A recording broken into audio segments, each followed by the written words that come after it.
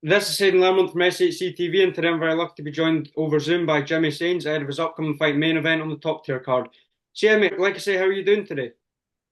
Yeah, I'm all good, thanks. Yeah, I'm all good. Yeah, That's yeah, good to hear. So what I wanted to sort of start with, is a recap on last year. Obviously, turning over, winning four fights, one in London, one in Newcastle, one in Vegas, and then one in Manchester, yeah. winning all of them by knockout. How would you sort of summarize that whole sort of year period?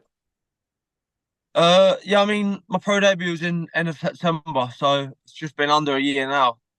But it's all gone so quick. Like you said, I've been around a bit already. Already been out in Vegas, which was an unbelievable experience. It's gonna be hard to top that, but yeah, it's been great. I've really enjoyed it all so far, and I've learnt loads.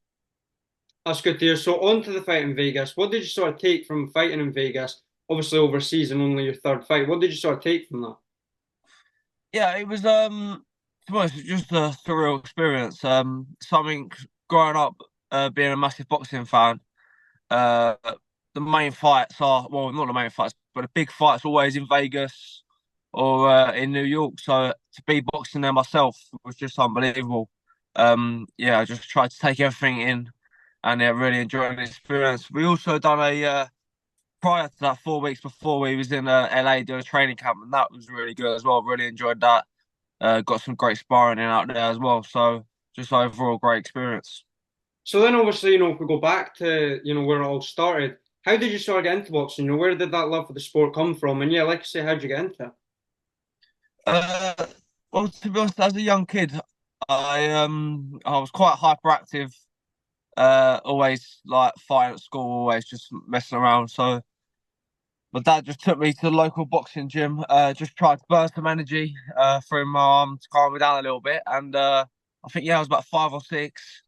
And then since then, I never turned back. I just absolutely loved it. My dad was happy as well because I was worn out by the time I got indoors. Yeah, so it was just great. I enjoyed every minute of it, and yeah, I've never stopped since. So then obviously, getting onto your amateur career, obviously you had a very decorated amateur career. How did you sort of overall think your amateur career went? And what sort of accolades did you achieve? Yeah, how was your amateur career? Yeah, to be honest, I done all right as an amateur career, but I thought I could have done a lot better. I think I won four national titles and a GB Elite 3 Nation title, but I also lost in 6 national finals as well. Which would sound a lot better if I'd have won them 6. It would have been 10 times 10 national titles. But listen, that's what the amateurs are for. It's all about learning. I mean, some of them fights were close fights, but a lot of them fights were against good opponents as well. So yeah, a lot of them boys were I thought were in the pros as well now. So yeah, it was all good. But to be honest, I finished my career amateur career on a high, I would say, because I lost in the CNABA final. And then I ended up boxing in the 3 Nations because it was England. There were two England boys a few weeks later, and I won that. I got 2 knockouts in 2 days, so sort of ended up my amateur career on a high. Yeah, so but I really enjoyed the amateurs. Really enjoyed my time down Repton. I was at a Repton show last night actually. Repton is just I don't know, it's weird, it's different. It's just sort of a buzz around everyone. Yeah, so it's great. Yeah, I enjoyed it. Enjoyed my time down Repton.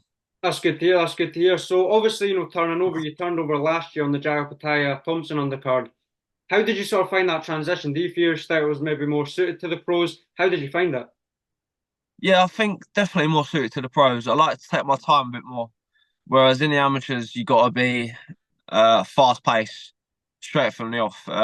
It's not really about hurting, or not hurting, but not really about causing damage. It's more like quickly in and out, getting the points and hit and not be hit quick. But whereas the pros, you can take more time, you can put more power into your punches, and yeah, it suits me a lot better.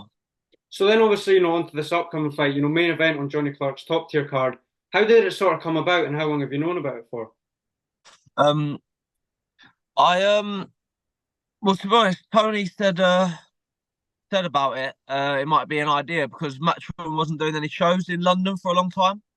I think till September roughly. So I haven't since my pro debut, like you said, turning over in London. I haven't actually fought local, so great opportunity for me to fight local. I mean, in Brentwood, that's where I'm from. I could probably walk there. To be honest, a lot of people who are going to be supporting me could walk there. That is my local community. So just the opportunity come about, and I couldn't let it go. Had to jump on it. Obviously, on the card, there's also George Liddard, another matchroom fighter who's fighting on this card. What's your sort of overall thoughts on top tier as a thing? Obviously, it's amazing what they're doing the small hall shows, but making it feel like big, big, big shows. What's your sort of overall thoughts, and how does it feel to be fighting on one of those cards? Yeah, to be honest, appreciate Johnny Clark. He's great credit to boxing. I think he's putting on these shows. Like you said, they got the basically the big shows, but just a smaller version, and they're very professional, very organised. And yeah, great. We done a public workout not a week last week at Lakeside as well, so it's great. Yeah, 100%. So obviously, now onto your opponent. Obviously, 4-11 Remy Scholar. He was last over here and he stopped Jack Oliphant at York Hall yeah. back in April. Obviously, apart from that, what do you sort of know of Remy Scholar, and what do you think you can sort of use to your advantage in the fight? Um, yeah. I mean, I've watched a little bit of him. He's a tough journeyman. He's sorry, like you said, he's come over, he called a bit of an upset already in the UK. I mean, he's a little bit scrappy at times. But he's strong, tough. Obviously, he's got a bit of a punch on him. So yeah, just gonna try keep the boxing and yeah, that's it. Keep to the boxing. So then now on to training. How have you sort of found training been so far? Obviously, main event for the first time in your career. Have you sort of maybe been training a wee bit harder than you would have been, or has it sort of been the same? And yeah, how's training been? Yeah, training's all been good. It's been going well. Had some great sparring, but to be honest, I put 100% into every fight. It doesn't really matter where it is. At the end of the day, when you get in the ring, it's just you and him in the ring anyway. So it doesn't matter where it is, where it might be. So yeah, put 100% into every fight. 100%. So if you get the win on the 29th, where do you think you sort of want to go from there? Obviously, it'll be a massive statement, winning main event. Obviously, like you say, the Brentwood Centre, very local to you with all your Yeah. fans there. Where do you think you want to go from there? There's a couple matchroom shows coming up. Do you think you maybe want to be on them? Do you think maybe top tier again? Or yeah, where do you think you'll go after if you get the win? Yeah, I mean, I'm contracted to Matchroom, thanks because I'm lucky to be honest. They've let me box on this top tier show, so it's more of just a one-off. But if the opportunity come about again, I would love to box on a top tier show, being local in Brentwood. Um, but yeah, I'll probably be back on a Matchroom show after this one. Yeah, Okay, so where would you like to be at the end of the year? Obviously, like you say, four fights in only just about 7 or 8 months. Um, yeah. I'm winning them all by knockout, and then obviously fight main event on top tier. Where would you sort of want to be at the end of the year? How many more fights do you want to say for have? And yeah, where do you sort of want to be at the end of the year? Yeah, so I've got this fight in another 4 weeks or so. I'd probably maybe another two or three after this, towards the end of the year, maybe going into year 7, 8, and 0. Maybe put myself in good stead looking for next year. Maybe pushing for titles, maybe Southern areas, or maybe starting to get 8 rounders and 10 rounders in the bank as well. And then lastly, what would you say your end goal in boxing is as a whole? Yeah, what sort of do you want to achieve? And yeah, like I say, what do you think your end goal is in boxing? Yeah, I mean, the end goal obviously for me is to be world champion. But I want to be the best I can be. Obviously, I know everyone wants to be that, but I just want to fulfill my potential and hopefully be a world champion. That's my end goal, to be the best. And then lastly, have you got anything you want to promote, say for your social sponsors, anything like that? Yeah, just big shout out to all my sponsors. Thanks for all the support, and yeah, make sure everyone's tuning in June 29th. 100%. Jeremy, thank you very much for your time. I really do appreciate it. Best of luck on the 29th, and we'll definitely do it again sometime.